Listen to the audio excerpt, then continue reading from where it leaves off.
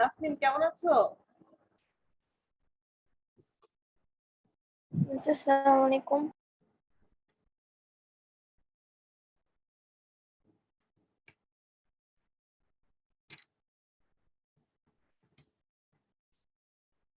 তাসনিম আমার কথা শুনতে পাচ্ছো? জি মিস। কেমন আছো? মিস ভালো। আপনি ভালো। ভালো আছেন? আসসালামু আলাইকুম মিস। ওয়ালাইকুম আসসালাম। আনিশা তোমার শরীর ভালো হয়েছে? জি কি মিস, সমস্যা ছিল? আলহামদুলিল্লাহ। আনিশা পড়ো, স্লাইডটি দেখতে পাচ্ছো? নো, জি মিস এখন দেখতে পাচ্ছি। একটু স্লাইডটি দেখো। খতিয়ানের ডেবিট উদ্বৃত্ত ও ক্রেডিট উদ্বৃত্ত রেওমিলের অন্তর্ভুক্তিকরণের মাধ্যমে রেওমিল প্রস্তুতকরণ। আমরা রেওয়ামিলটা কিভাবে প্রস্তুত করব? খতিয়ানের ডেবিট উদ্বৃত্ত এবং ক্রেডিট উদ্বৃত্তগুলো দিয়ে আমরা রেওয়ামিলটা প্রস্তুত করব। কিরকম? ডেবিট উদ্বৃত্তগুলো রেওয়ামিলে ডেবিট দিকে বসবে আর ক্রেডিট উদ্বৃত্তগুলো রেওয়ামিলে ক্রেডিট দিকে বসবে। আচ্ছা, এখানে দেখো আমরা একটা ছক লক্ষ্য করছি, সেটা হচ্ছে খতিয়ানের ডেবিট উদ্বৃত্ত যা রেওয়ামিলে ডেবিট দিকে বসবে, অর্থাৎ কোন উদ্বৃত্তগুলো ডেবিট দিকে বসবে এবং কোন ক্রেডিট উদ্বৃত্তগুলো ক্রেডিট দিকে বসবে সেই সম্পর্কে আজকে আমরা এখানে ছকটির সাহায্যে দেখতে পাচ্ছি। এখানে বলছে আমরা সবসময় মাথায় রাখবো একটি, যাবতীয় সম্পদগুলো হচ্ছে ডেবিট, যাবতীয় খরচ হবে ডেবিট, অগ্রিম যদি কোনো খরচ থাকে সেটা হবে ডেবিট, প্রাপ্য আয় সমূহ হচ্ছে ডেবিট, আর হচ্ছে বিক্রয় ফেরত, উত্তোলন, প্রদত্ত ঋণ, এগুলো হচ্ছে ডেবিট। আর এপাশে আমরা ক্রেডিট দিকে কি জানছি দেখো, যাবতীয় দায় যেগুলো সেগুলো হবে ক্রেডিট, যাবতীয় আয় বা লাভ হবে ক্রেডিট, অনুপার্জিত আয় গুলো হচ্ছে আমাদের ক্রেডিট, মুনাফা দ্বারা সৃষ্ট সঞ্চিতি অর্থাৎ এটা হচ্ছে মুনাফার একটা অংশ রিজার্ভ, মানে রিজার্ভ বাংলা হচ্ছে সঞ্চিতি, রিজার্ভ করে রাখা হয়, ভবিষ্যতে কোনো ক্ষতির সম্ভাবনা হলে তখন সেখান থেকে কি করা হয়, সেই ক্ষতিটা পূরণ করা হয়। তোমরা এটা অর্থায়নের উৎস, যেটা দ্বিতীয় অধ্যায় ফিনান্স ও ব্যাংকিং থেকে দ্বিতীয় অধ্যায় চ্যাপ্টার থেকে তোমরা এই সম্পর্কে মোটামুটি জেনেছো, যেরকম সঞ্চিত তহবিল, এরকম কিছু অবন্টিত মুনাফা, এগুলো বিষয় সম্পর্কে তোমরা দ্বিতীয় অধ্যায়ে তোমরা জেনেছো ফিনান্স এন্ড ব্যাংকিং থেকে। আর এখানে ক্রয় ফেরত, মূলধন, এগুলো হচ্ছে ক্রেডিট। তোমরা এক নজরে একটু, আনিশা এক নজরে ডেবিট উদ্বৃত্ত গুলো বলো তো। আমি তোমাদেরকে এখন একটা কাজ দিব, 5 মিনিটের মধ্যে সেই বের করবে, 5 মিনিটে সময় দেওয়া হবে। এখন বলো সম্পদগুলো সাধারণত একটু বলো তো নামগুলো। যাবতীয় সম্পদ ভূমি, দালান কোঠা, ইজারা সম্পদ, আসবাবপত্র, যন্ত্রপাতি, বিনিয়োগ, দেনাদার হিসাব, প্রাপ্য নোট, নগদান, সুনাম ইত্যাদি। যাবতীয় খরচ বা ব্যয়সমূহ ক্রয়, প্রারম্ভিক মজুদ, মজুরি, বেতন, বিজ্ঞাপন, ভাড়া কমিশন, মেরামত, অফিস খরচ, অবচয়, কুড়িন, বাট্টা ইত্যাদি। অগ্রিম খরচ, অগ্রিম প্রদত্ত বেতন, ভাড়া, মজুরি ইত্যাদি। অগ্রিম অর্থাৎ প্রদান এক ধরনের সম্পদ, কারণ এর দ্বারা ভবিষ্যৎ সুবিধা পাওয়া যাবে। প্রাপ্য আয়সমূহ বিনিয়োগের প্রাপ্য সুদ, প্রাপ্য কমিশন, প্রাপ্য ভাড়া, কারণ ভবিষ্যতে এ টাকা পাওয়া যাবে বলে এগুলোকে সম্পদ ধরা হয়। বিক্রয় অনাদায়ী, ফেরত অনাদায়ী প্রাপ্য মানে কি? মেরে খেয়াল করো, প্রাপ্য মানে অনাদায়ী, হচ্ছে অনাদায়ী। অনাদায়ী মানে মানে এখন হচ্ছে আদায় এখনো করা আদায় হয়নি। হয়নি, তার মানে পাওয়া যাবে, এর জন্য এটাকে সম্পদ হিসাবে চিহ্নিত করা হয়। তারপর বিক্রয় ফেরত, উত্তোলন, প্রদত্ত ঋণ ইত্যাদি। আচ্ছা, বিক্রয়টা হচ্ছে ক্রেডিট, আয় বৃদ্ধি পেলে হচ্ছে ক্রেডিট, আবার আয় হ্রাস পেলে হয়ে যাবে কি ডেবিট। বিক্রয় ফেরতের সাথে সাথে আয়টা হ্রাস পাবে, এই জন্য বিক্রয় ফেরত কি হয়ে যাবে ক্রেডিট। পাশাপাশি দেখো, মালিক যখন মূলধন নিয়ে আসবে মালিকানা সত্ত্বের পরিমাণ বেড়ে যায়, আমরা জানি মালিকানা সত্ত্বের পরিমাণ বেড়ে গেলে হয় ক্রেডিট। আবার যখন মালিক কোনো কিছু উত্তোলন করবে অর্থাৎ মালিকানা সত্ত্বের পরিমাণ কমে যাবে, এই জন্য দেখো মালিকানা সত্ত্ব হ্রাস পেলে আমরা জানি ডেবিট, এই জন্য উত্তোলনটা কি হচ্ছে ডেবিট। আর প্রদত্ত ঋণ, তোমার ঋণ হচ্ছে তোমার এটা ডেবিট দিকে হবে। ঋণটা নরমালি ঋণ যেটা হচ্ছে প্রাপ্ত ঋণ, যদি তুমি ঋণ নাও তাহলে সেটা দায় তোমার পরিশোধ করতে হবে, আর ঋণটা প্রদান করেছে এটা তোমার জন্য সম্পদ হিসাবে গণ্য করা হবে। ঠিক আছে, তারপর বলো দায়গুলো বলো। যাবতীয় দায়সমূহ, পাওনাদার হিসাব, প্রদত্ত নোট, ব্যাংক জমাতিরিক্ত ঋণ ইত্যাদি। যাবতীয় আয় অথবা লাভসমূহ, বিক্রয়, প্রাপ্ত সুদ, প্রাপ্ত বাট্টা, উপভাড়া, বিনিয়োগের সুদ, ব্যাংক জমা সুদ ইত্যাদি। অনুপার্জিত আয়, অগ্রিম ভাড়া প্রাপ্তি, অগ্রিম পরামর্শ ফি প্রাপ্তি, অগ্রিম অর্থ গ্রহণ এক ধরনের দায়, কারণ এজন্য ভবিষ্যতে সেবা প্রদান করতে হবে। একটু খেয়াল করে, এটা তুমি যদি অগ্রিম ভাড়া পেয়ে যাও, তার মানে তোমার ওই যদি বাসা ভাড়া দাও তাহলে ওটা কিংবা দোকান ভাড়া হলে সেটা ভোগ করবে, ভবিষ্যতে সে সেবাটা নিচ্ছে, এই জন্য এটা দায় হিসাবে গণ্য হচ্ছে। আবার অগ্রিম পরামর্শ ফি বলতে হচ্ছে, ধরো যদি এখানে ব্যবসাটা উকিল হয় কিংবা সিএ ফার্ম হয়, মানে অব্যবসায়ী প্রতিষ্ঠান হয়, সেবামূলক প্রতিষ্ঠান যেটা আমরা বুঝি, সেরকম হলে যে অগ্রিম যদি তোমাকে পরামর্শ ফি দেয় তাহলে কি হবে, অর্থটা অগ্রিমকরণ করেছে, এটা এক ধরনের দায়, কারণ ভবিষ্যতে তোমাকে এই সেবাটা দিতে হবে। তারপর বলো। মুনাফা দ্বারা সৃষ্ট সঞ্চিতি, কুঋণ সঞ্চিতি, দেনাদার বাট্টা সঞ্চিতি, সাধারণ সঞ্চিতি ইত্যাদি। ক্রয় ফেরত, মূলধন।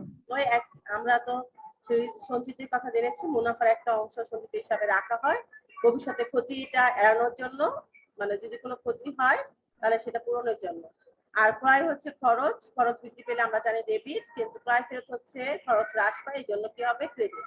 পাশাপাশি আমরা জেনেছি যে মূলধন মালিকানা সত্ত্ব পরিমাণ বাড়িয়ে দেয়, এই জন্য কি ক্রেডিট হবে। এই উদ্বৃত্ত গুলোই হচ্ছে আমাদের মিলে ডেবিট এবং ক্রেডিট দিকে বসবে।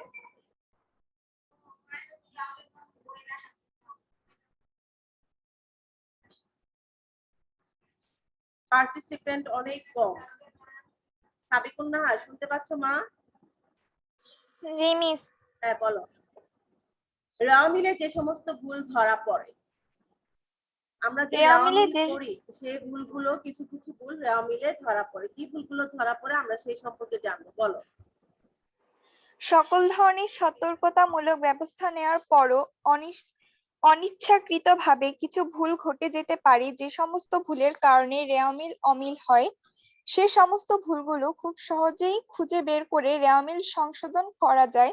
ধরা পড়া ভুলগুলো হচ্ছে নিম্নরূপ: বাদ পড়ার ভুল, জাবেদা থেকে খতিয়ানে স্থানান্তরের সময় কোনো একটি হিসাব বাদ পড়ে গেলে অথবা শুধু একটি পক্ষ হিসাব ভুক্ত করলে অথবা খতিয়ানের উদ্ধৃত রেওয়া মিলে স্থানান্তর না করা হলে, যেমন রহিম ব্রাদার্সকে 5,000 টাকা নগদ প্রদান।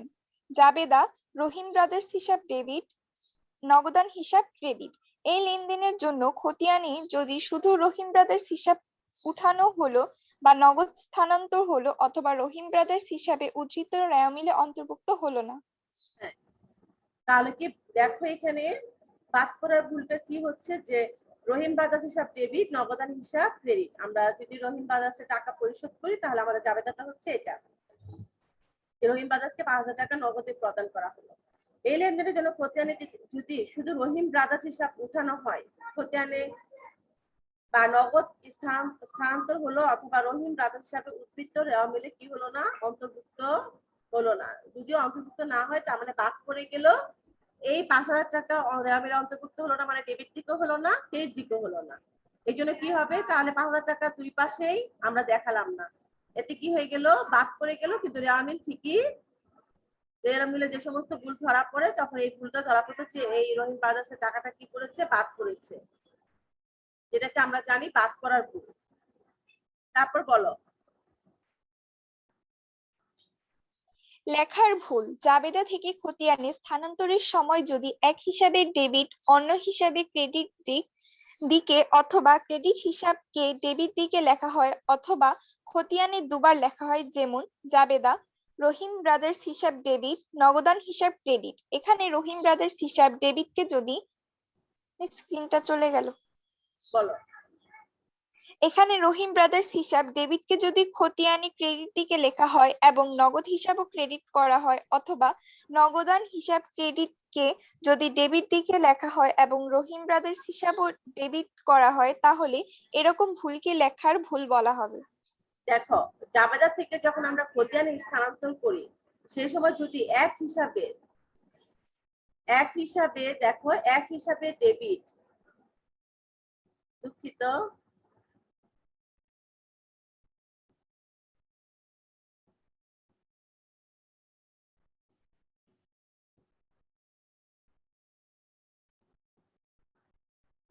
দেখো এক হিসাবে যদি ডেবিটটা অন্য হিসাবে ক্রেডিট দিকে লেখা হয়, অথবা, তার মানে কি, এক হিসাবে ডেবিট দিকেটা অন্য হিসাবে ক্রেডিট দিকে যদি লিখি, অথবা ক্রেডিট হিসাবকে আমরা ডেবিট দিকে লেখা হয়, অথবা খতিয়ানে দুবার লেখা হয়, যে ডেবিট দিকেও লেখা হলো আবার ক্রেডিট দিকেও লেখা হলো, দুইবারই লেখা হলো, এরকম যদি হয়, আমরা তো প্রত্যেকটা লেনদেন একবার পোস্টিং দেই, যে বিপরীত হিসাব নামে আমরা লিখি, তাহলে যদি ডেবিটটা ক্রেডিট দিকে লিখি কিংবা ক্রেডিটটা ডেবিট দিকে লিখি কিংবা দুদিকে লিখি খতিয়ানে, এরকম যদি মানে দুবারই লিখি, এরকম হলে এটা হচ্ছে আমাদের লেখার ভুল। যেরকম রহিম ব্রাদার্স হিসাব ডেবিট, নগদান হিসাব ক্রেডিট। এখন বলছে এখানে রহিম ব্রাদার্স হিসাব ডেবিট কি যদি খতিয়ানে ক্রেডিট দিকে লেখা হয় এবং নগদান হিসাবও ক্রেডিট করা হয়েছে হয়, অথবা নগদান হিসাবকে ক্রেডিটকে যদি ডেবিট দিকে লেখা হয় এবং রহিম ব্রাদার্স হিসাবও ডেবিট করা হয়, মানে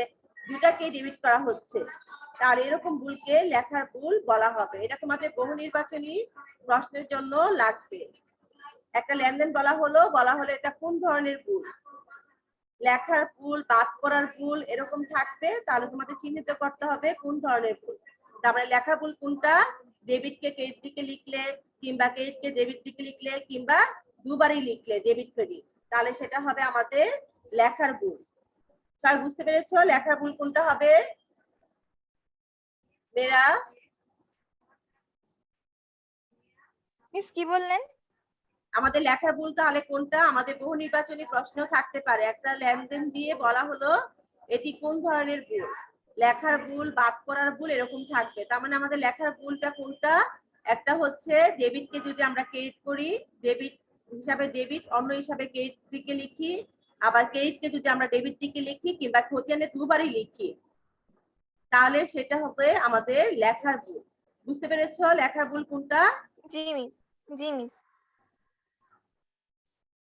এখন বলা হচ্ছে অরিন, মিস অরিন বলো। আজকেও নেটটা প্রবলেম হচ্ছে ওই নাই ক্লাসে। আচ্ছা, আনিশা বলো।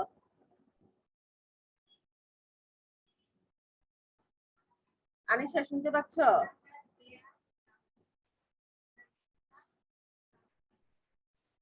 তানিশা বলো, রোল 28। তানিশা, জি মিস। বলো 3 নাম্বার পয়েন্টটা বলো।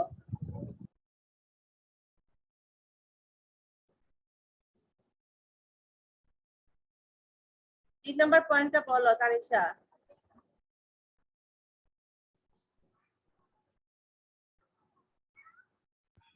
মিস বুঝিনি। 3 নাম্বার পয়েন্টটা বলো, টাকার অঙ্কে পুরোটা বলো।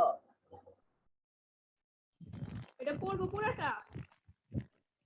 তোমরা কি স্ক্রিনে দেখতে পাচ্ছ মেয়েরা সাইটটি? জি মিস। হ্যাঁ পড়ো, তানিশা পড়ো। টাকার অঙ্কের ভুল। জাবেদা থেকে খতিয়ানের সামান্তরণের বিষময় যদি সমপরিমাণ টাকা দিয়ে ডেবিট ক্রেডিট না করা হয় বা জাবেদা করার সময় যদি ভুলের সমস্ত কম বেশি অঙ্ক দেখা যায়, যেমন বেতন পরিশোধে 2000 টাকা, জাবেদা বেতন বেতন হিসাব বেতন হিসাব ডেবিট হ্যাঁ, 2000 টাকা, নগদ হিসাব ক্রেডিট 2000 টাকা, নগদান হিসাব অথবা তালিশা, নগদান হিসাব। নগদান হিসাব ক্রেডিট 2000 টাকা, অথবা খতিয়ানের দেখো বেতন তানিশা 2000 টাকা লেখা নেই, দেখো 20,000 টাকা লিখেছে। সরি মিস, দেখেছো হ্যাঁ করি লেখার কথা মিস, কত ছিল? লেখার কথা ছিল হচ্ছে 2000 টাকা, তাই না?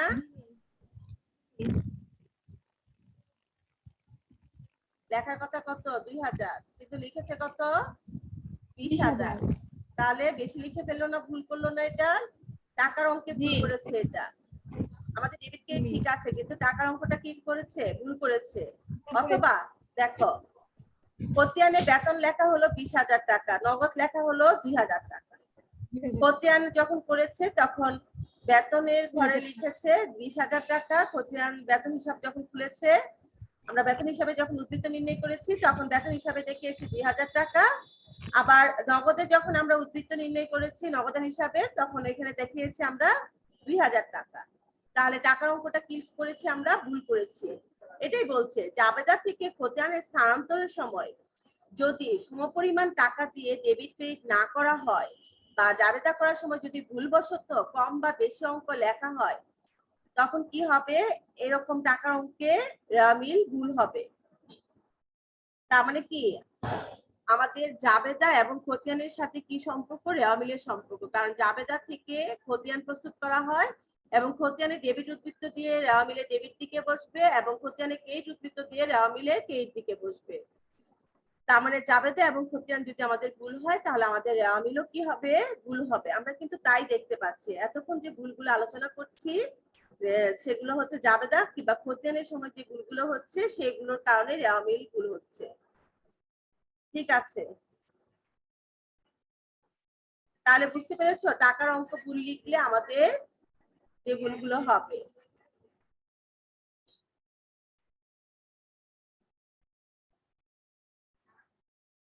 মেয়েরা দেখো, খতিয়ানের উদ্ধৃত নির্ণয় যদি ভুল হয়, জাবেদা থেকে খতিয়ানে স্থানান্তরের পর যখন দুই পাশের যোগফলের মাধ্যমে উদ্ধৃত নির্ণয় করা হয় তখন যদি ভুল হয়, দেখো মূলধন হিসাব 1,00,000 টাকা, বিক্রয় হিসাব হচ্ছে 25,000 টাকা, এখানে আসবাবপত্র হিসাব হচ্ছে 20,000 টাকা, পাওনাদার হিসাব হচ্ছে 10,000, ব্যাংক হিসাব 15,000, বেতন হিসাব 5,000, ব্যালেন্স সিডি হচ্ছে 65,000।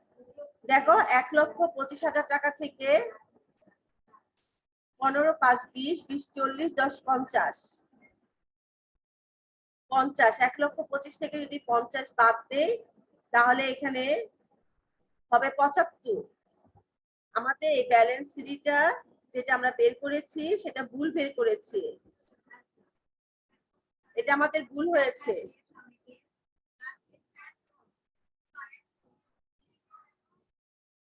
এটা আমাদের কি হয়েছে? ভুল হয়েছে। উদ্ধৃত হওয়ার কথা হচ্ছে 75, কিন্তু আমরা ভুল করে লিখেছি হচ্ছে 65। এই যে উদ্ধৃত নির্ণয়ের সময় যে ভুলটা হবে, এই ভুলটার কারণ এটার জন্য মিল কি হবে? ভুল হবে। বুঝতে পেরেছো? 4 নম্বর হচ্ছে আমাদের উদ্ধৃত নির্ণয়ের ভুল হলে।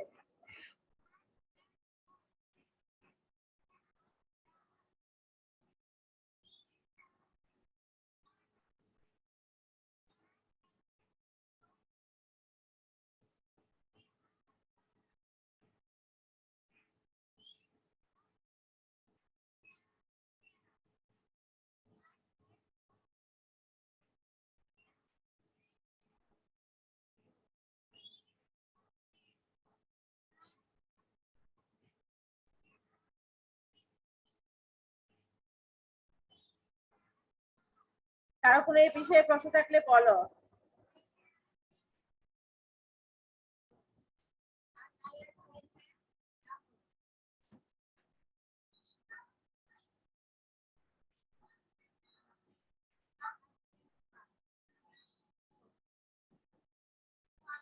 আমরা জেনেছি রেওয়া মিলে যে সমস্ত ভুল ধরা পড়ে, এই সম্পর্কে জানছি যে রেওয়া মিলে কি ভুলগুলো ধরা পড়ে।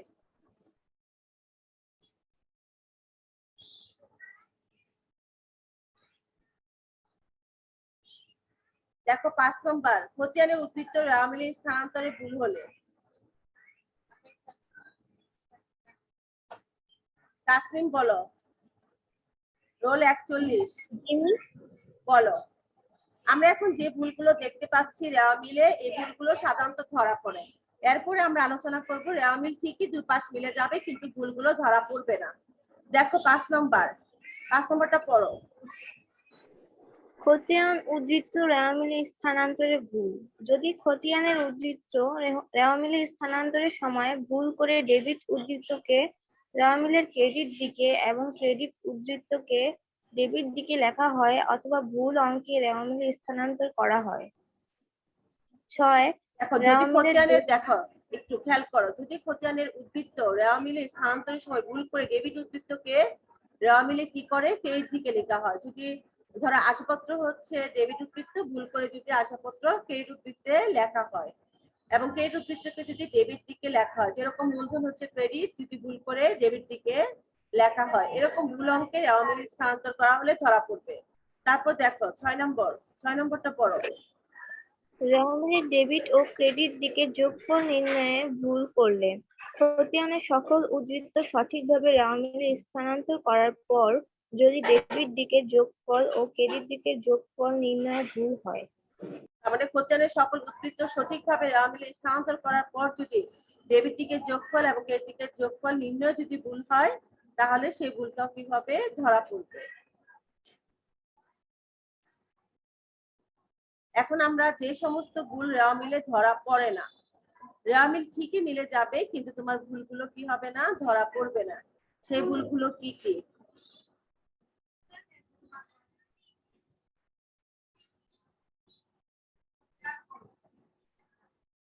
আনিশা পড়ো।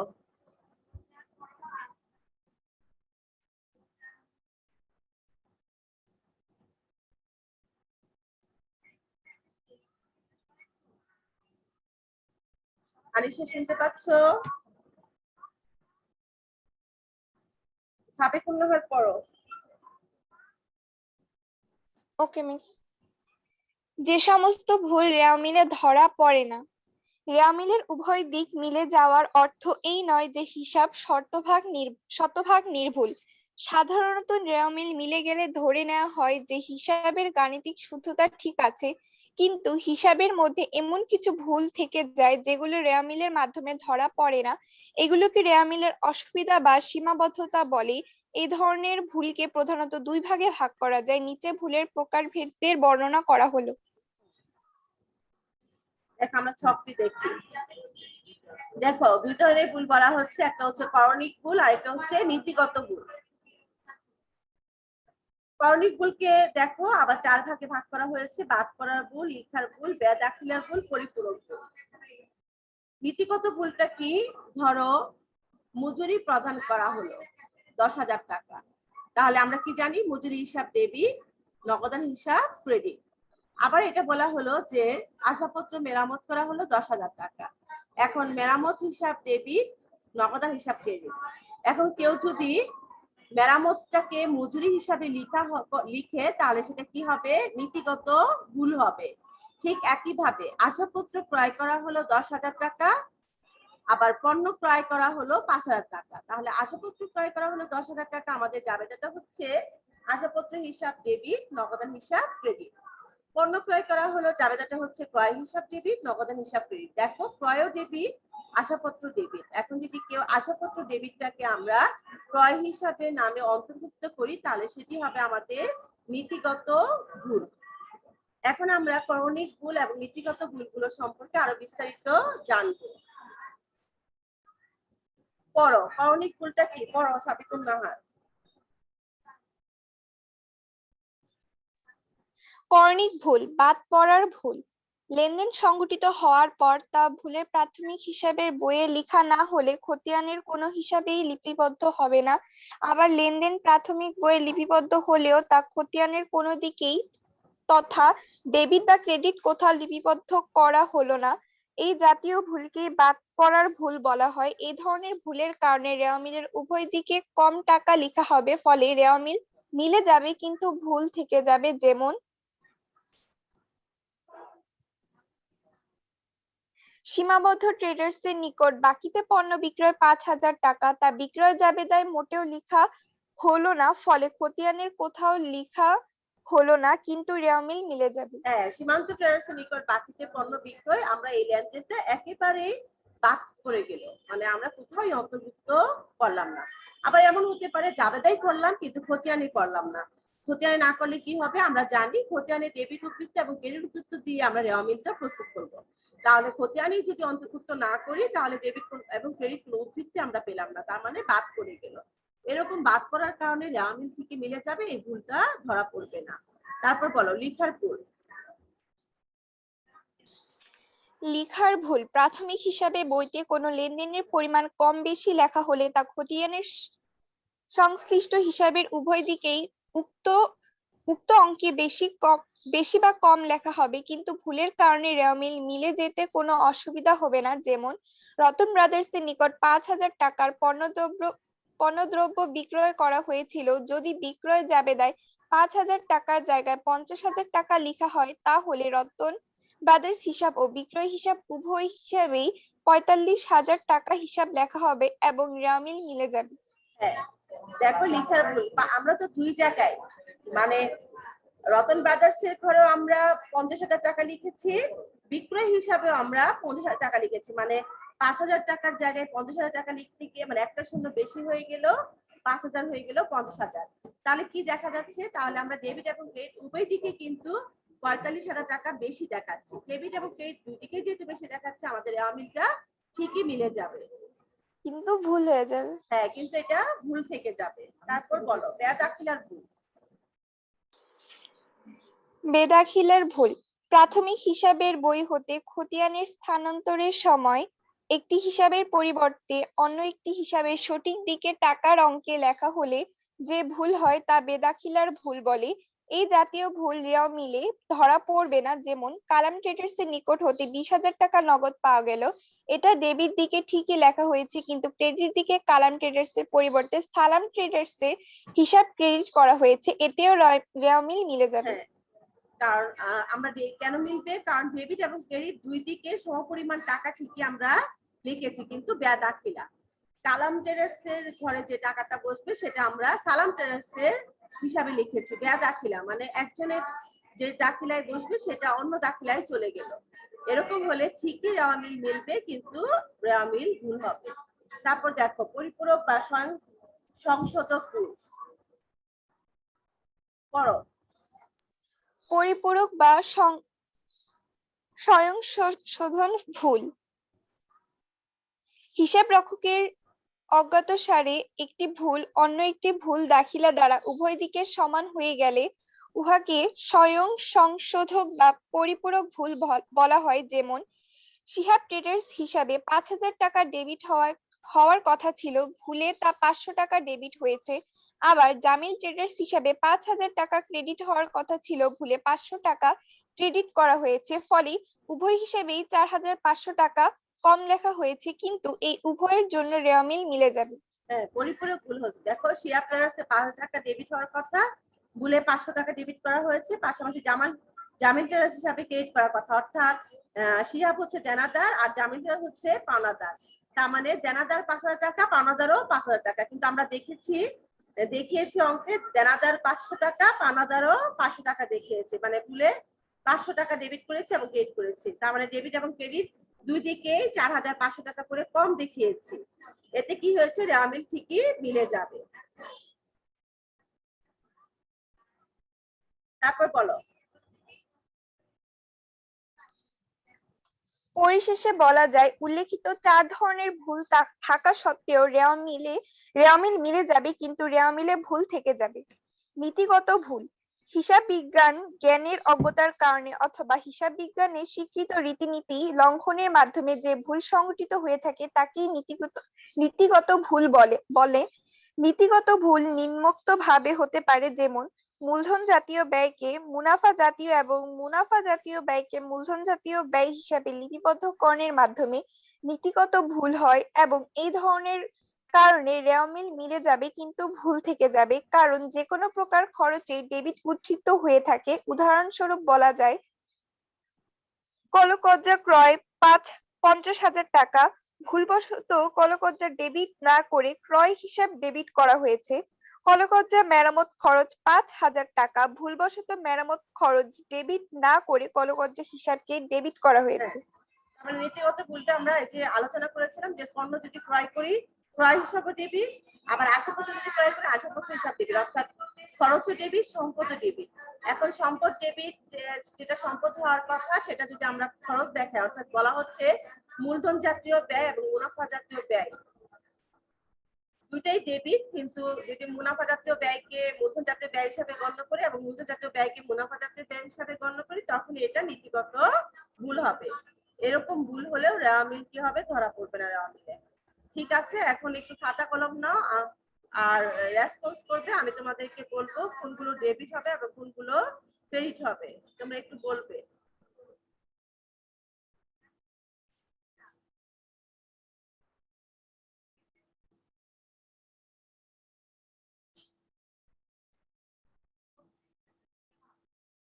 দেখো একটু সবাই একটু লিখে নাও। আসবাবপত্র ক্রয়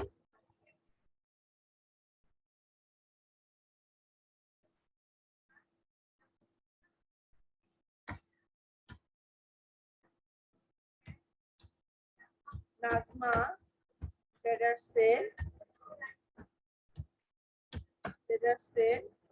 2020 সালের 31 ডিসেম্বর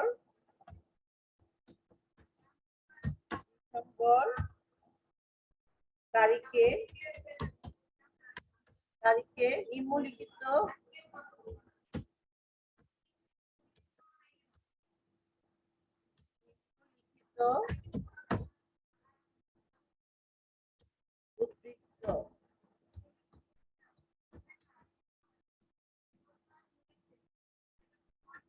উদ্বৃত্ত নাজমা ট্রেডার্সের 2020 সালের 31 ডিসেম্বর তারিখে নিম্নলিখিত উদ্বৃত্ত।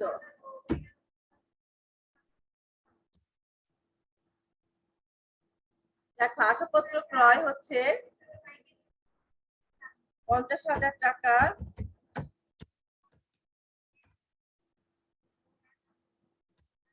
ইজারা সম্পত্তি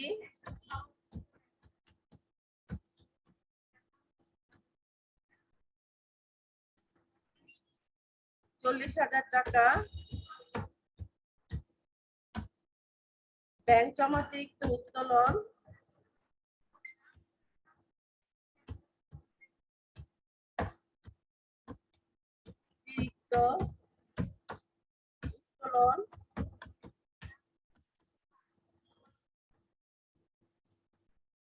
10,000 টাকা,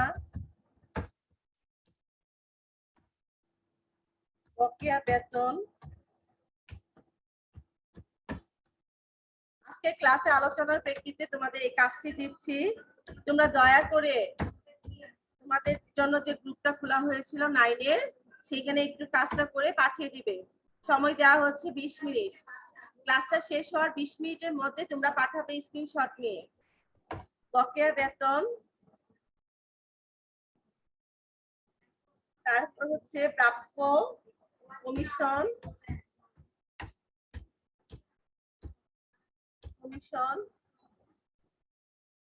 5,000 টাকা,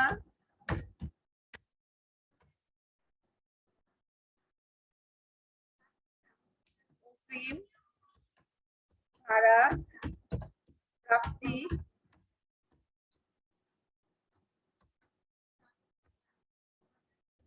10,000 টাকা,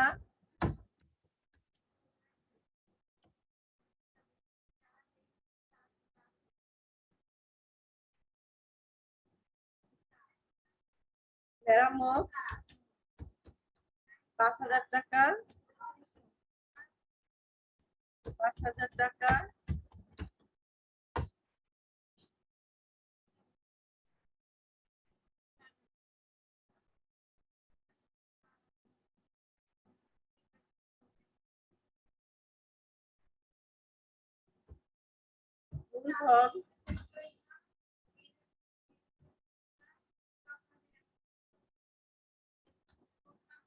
মূলধন হচ্ছে 80,000 টাকা।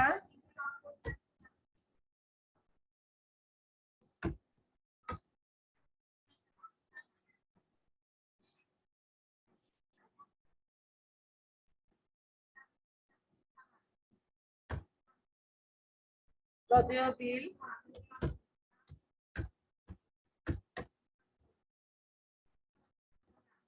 5,000 টাকা।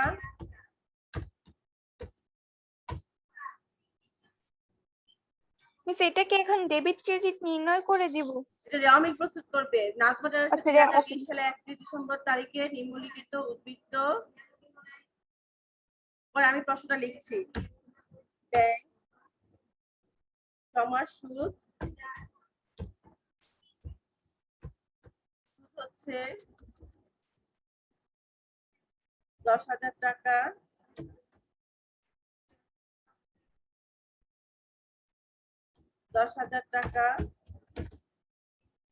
তারপর হচ্ছে বিজ্ঞাপন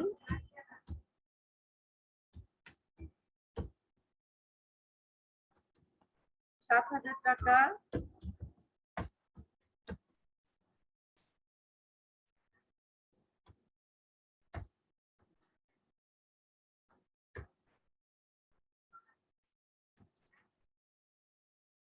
বিজ্ঞাপন 7,000 টাকা।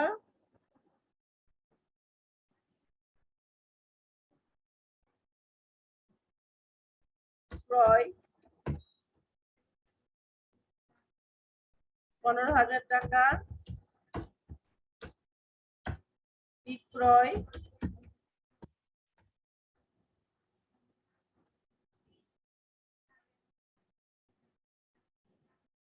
12,000 20,000 টাকা।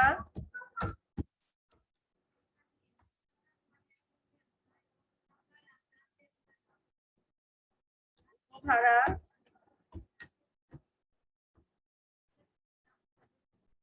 8,000 টাকা।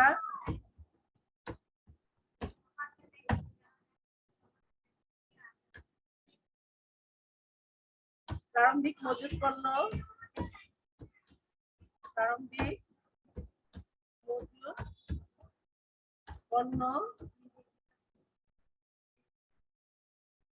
10,000 টাকা। প্রশ্ন,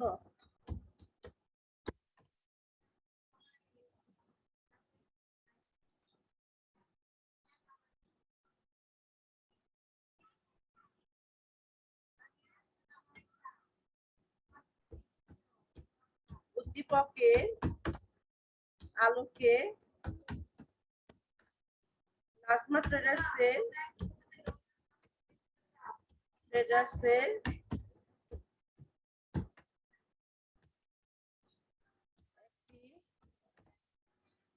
রেওয়ামিল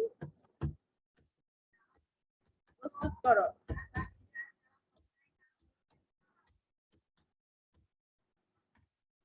এরা খেয়াল করো, ধরো যদি ডেবিট দিকে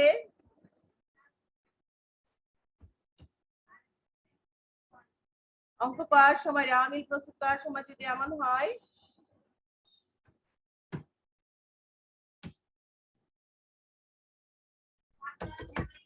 ডেবিট ক্রেডিট, ডেবিট দিকে ধরো মোট যোগফল যদি হয় 1,50,000 টাকা,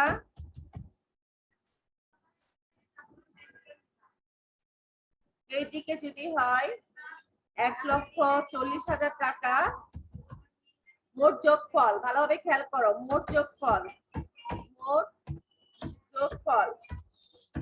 যদি হয় ডেবিট দিকে 1,50,000 কে দিকে 1,40,000, তাহলে আমরা অনিশ্চিত হিসাব লিখে অনিশ্চিত হিসাব লিখে আমরা রেওয়া মিল মিলাবো। তাহলে যে পার্থক্যটা থাকবে সেটা হবে অনিশ্চিত হিসাব 10,000 টাকা। এই 10,000 টাকা দিয়ে তারপর আমরা ক্রেডিট দিকে 1,50,000 টাকা মিলাবো। 1,50,000 টাকা কি করব?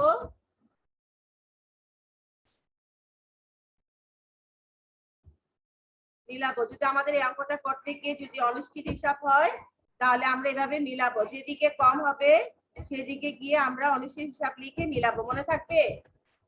মেয়েরা বুঝতে পেরেছো? ধরো ডেবিট দিকে মোট যোগফল 1,50,000 টাকা, ক্রেডিট দিকে মোট যোগফল 1,40,000 টাকা। রেওয়া মিলে ডেবিট এবং ক্রেডিট মিলাতে হবে, তখন আমরা অনিশ্চিত হিসাব দিয়ে ক্রেডিট দিকে 10,000 টাকা কম সেটা দিয়ে আমরা 1,50,000 টাকা দুই দিকে মিলাবো।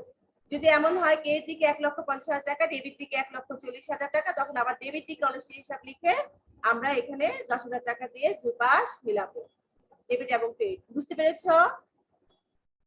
জি মিস। হ্যাঁ। মিস আর কি কোনোটাতে মিস আর কি কোনো ইসের মধ্যে যদি কম হয়ে যায় তাহলে আরেক পাশে অনিশ্চিত হিসাব দিয়ে